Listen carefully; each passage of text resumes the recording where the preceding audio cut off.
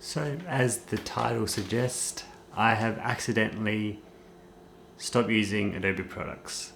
And it's sort of accidental, but really I just got a new workflow with different programs that just work a lot better, and I kind of wanted to steer away from it anyway.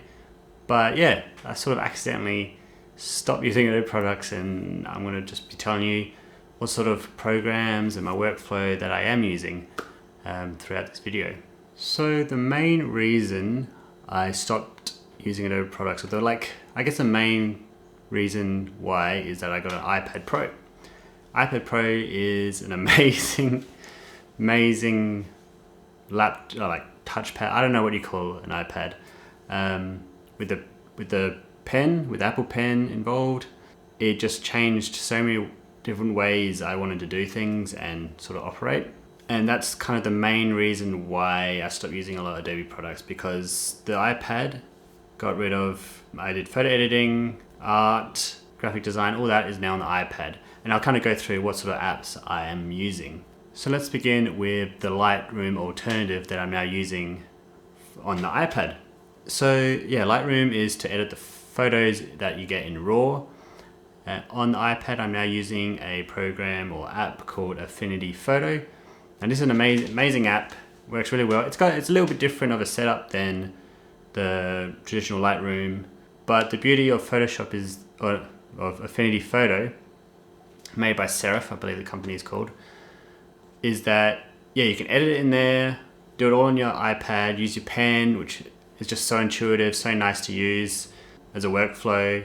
And I literally can take the cameras from my camera, which I'm now recording at, onto the iPad with just a cable. So I can just transfer it straight across there, do the editing, and then flick it up into a drive or something like that, wherever I want to post it or just keep onto it. But Affinity Photo also has a lot of design and graphics based stuff, so it's sort of like Photoshop as well in that respect. So it has a lot of photo manipulation, touch-ups like that, layers, and all that. It is about 30 or 40 bucks, I can't remember, for the iPad version, and about $60 for a PC or Mac version, I believe. But considering how much Adobe costs each and every month, that's a pretty good price to pay. I also like to mention like some of the free alternatives or open source alternatives that I've used in the past. Now this whole thing isn't going to be about free alternatives to Photoshop or anything Adobe. I'm just going to lay in some ones that I used in the past, and the biggest one regarding graphics and touch-ups like that, sort of like Photoshop, is GIMP. If you haven't used GIMP, it's a really good open source free tool, lots of tools and features, and as a starter place, and I think a lot of open source and free tools is a great place as a starter to kind of dip your toes in, dip your fingers in the world of whatever kind of creative outlet you're trying to accomplish, and then you can move towards more paid versions, which have a bit more features, a bit cleaner UI, and just sort of nice stuff like that. So the next one I wanted to go into is the Illustrator, Adobe Illustrator and Photoshop. And I kind of have two options here. So the kind of arty side of that, obviously with an iPad, with the pen, you got to go with Procreate.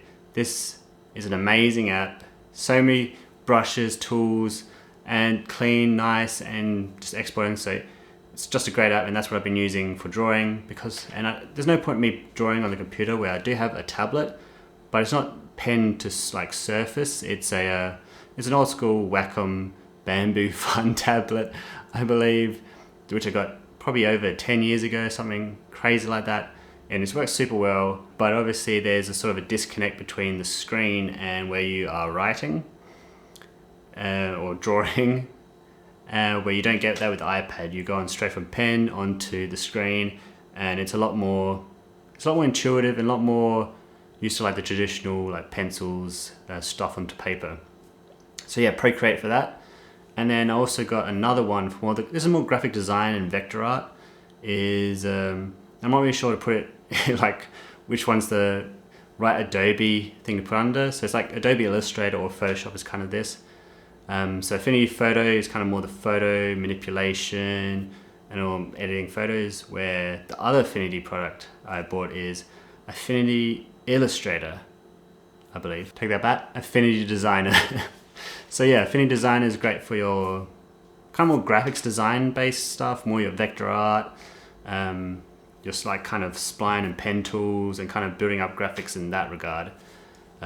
So that is the illustrating art aspect and sort of graphic design, because I didn't know really the best ones to kind of intertwine and relate to in terms of Adobe. In terms of other apps I've used in terms of more artistic instead of, so if you don't want to do drawing or art on like Illustrator or Photoshop, I don't know what the alternative for Adobe, like the Adobe painting one is, but there is a really nice Windows program called Clip Studio Paint, one-off purchase, and it works really well. I know a lot of people that use it for their artwork on the computer.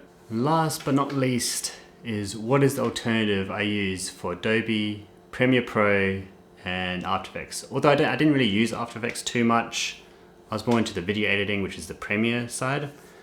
And I'm using a program which is free, apparently, but it's amazing, called DaVinci Resolve 16 at the moment. So I've gone through a succession of different video editors. I started with Windows Movie Maker for my very first videos, like over 10 years ago, and then I moved on to Sony Vegas, which I believe has been bought out, so it's Magix Vegas, I don't know.